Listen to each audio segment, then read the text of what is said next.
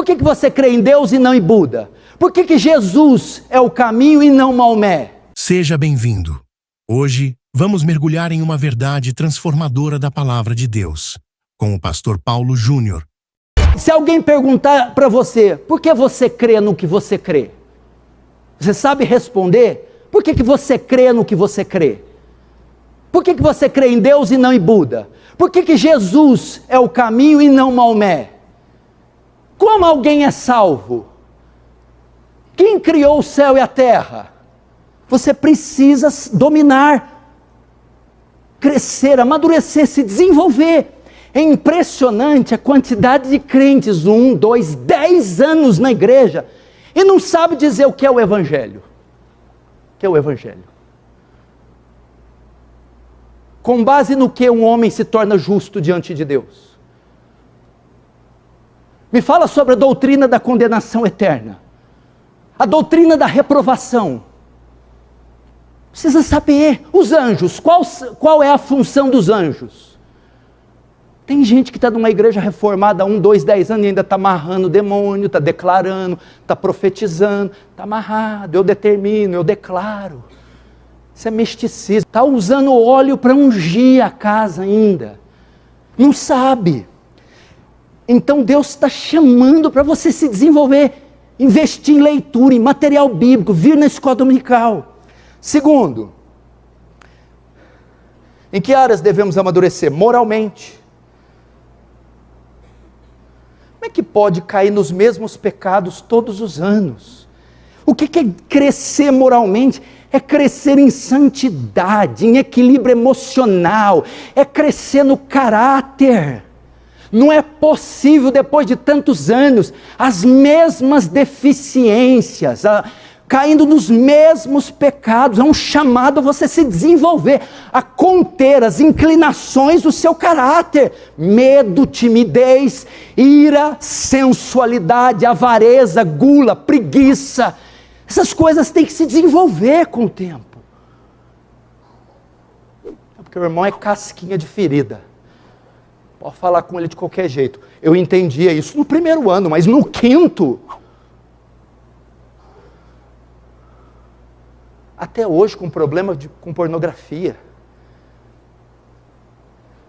Até hoje não sabe falar com a mulher. Até hoje não tem competência para cuidar dos filhos. Moralmente, um homem justo, tem o trabalho limpo, os papéis limpos, a declaração do imposto de renda limpo, olhos limpos, pessoa limpa. Cresceu moralmente.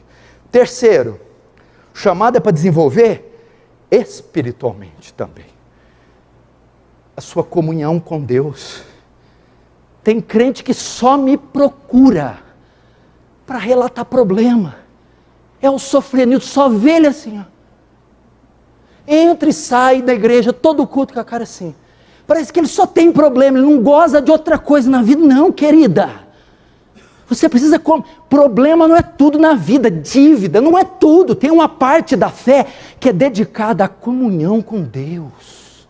A ser cheio do Espírito Santo, a desejar o céu, a andar com Ele igual Enoque.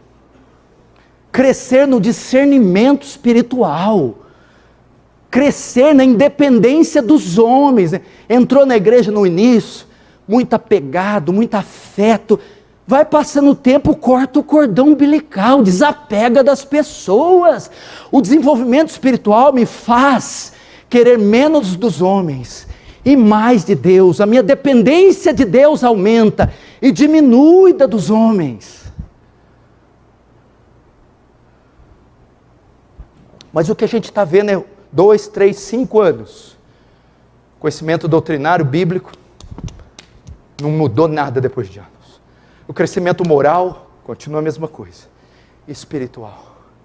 Vocês precisam se desenvolver. Eu acompanhei nessa igreja, eu sou o fundador da igreja.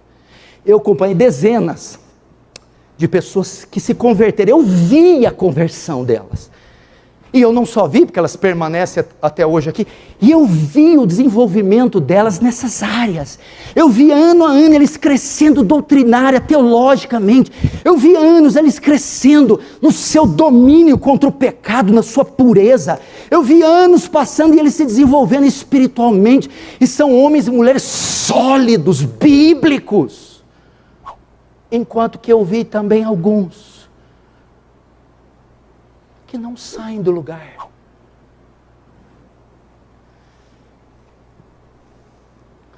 Paulo agora começa, que esse é o desejo de Paulo, e é o meu também. Pode pegar o microfone? Vem cá explicar a justificação pela fé para mim. Ai, se eu faço isso, hein? Fique tranquilo, não vou querer ninguém morrer de infarto agora.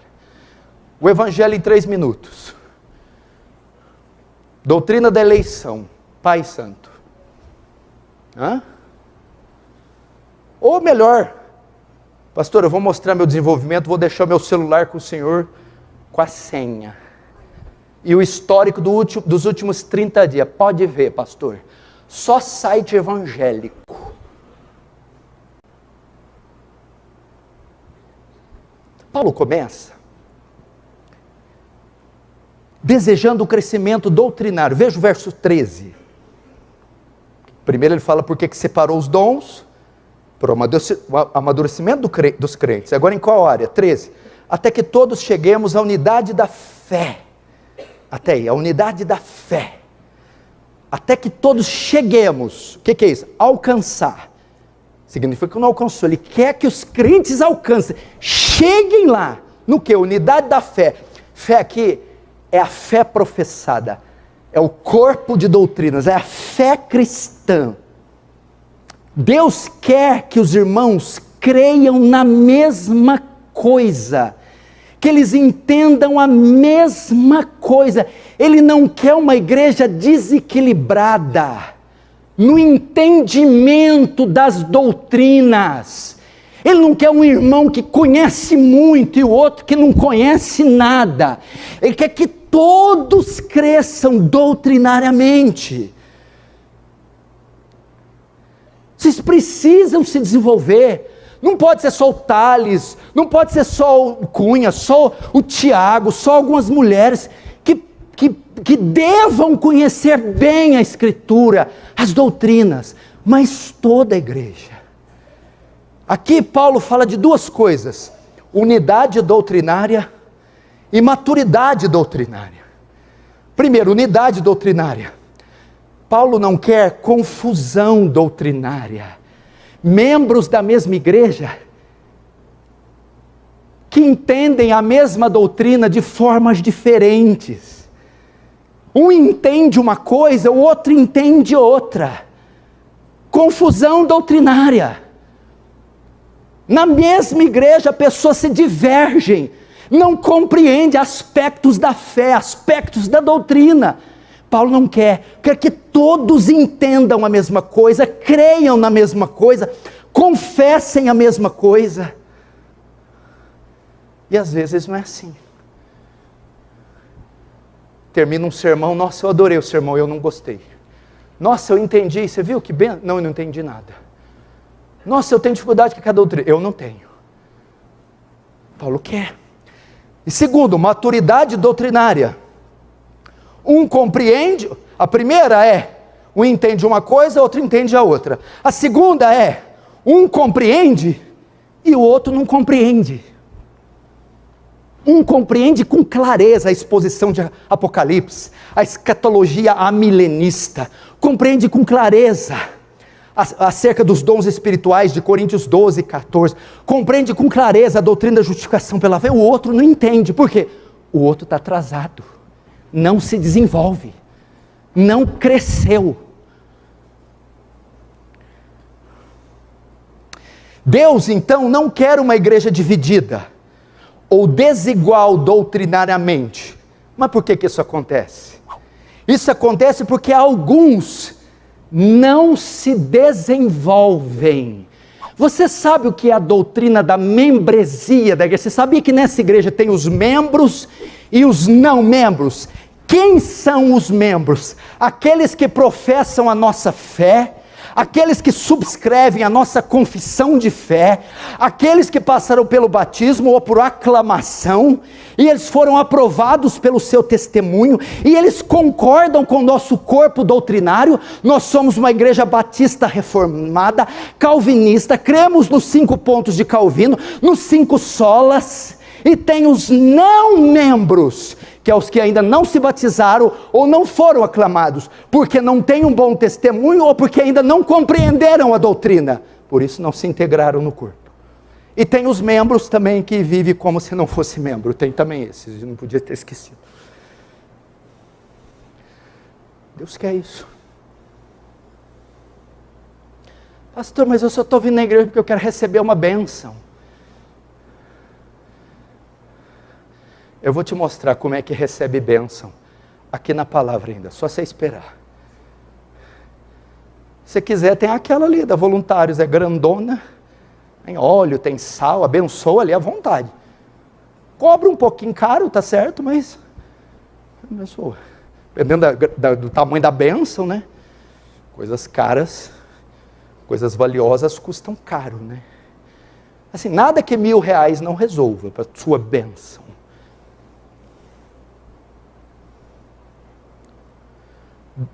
Irmãos, Deus quer nessa igreja, do jovem ao idoso, do solteiro ao casado. O objetivo é que todos cresçam no conhecimento. Agora, Paulo explica que dentro desse corpo doutrinário, tem uma doutrina especial, que ele deseja que todos os crentes dominem.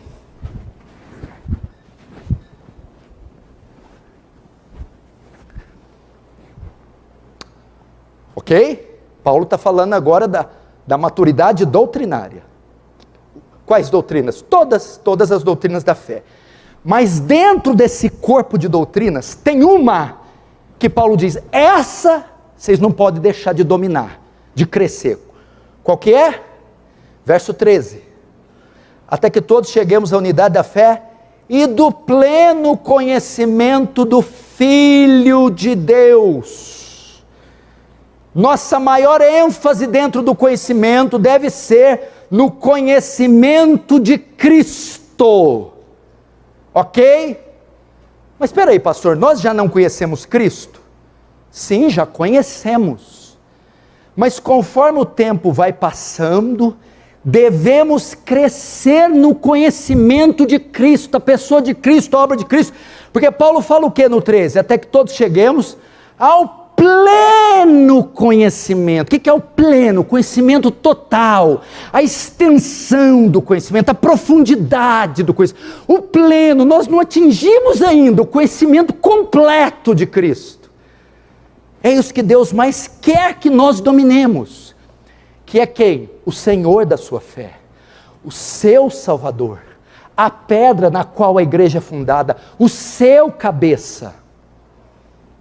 Deus quer isso, que você conheça a vida de Jesus, a obra de Jesus, a morte de Jesus, a ressurreição de Jesus, o governo de Jesus. Quem que é Jesus? Você tem que conhecer. Jesus era aquele que estava na eternidade, porque Apocalipse fala, o cordeiro que foi imolado antes da fundação do mundo. Que é isso? Antes de tudo ser criado, já existia Pai, Filho e Espírito, em completa harmonia. Deus cria os céus e a terra e o homem é sua imagem. O homem cai. E ele entra em estado de condenação. Deus cria um plano de redenção. E da redenção, o Filho teria que vir. O Filho abre mão da sua glória, Filipenses 2. Esvaziou-se a si mesmo, a semelhança de homem.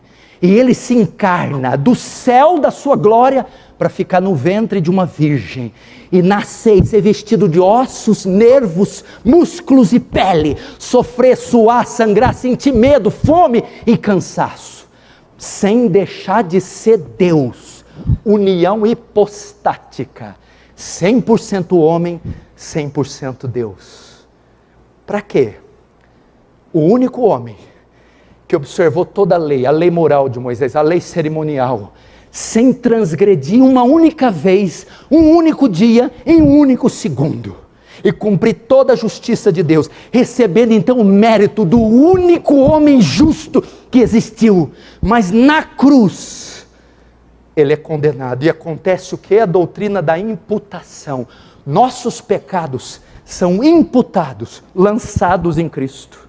E na cruz, ele se faz pecado, para que o pecado seja tirado de mim.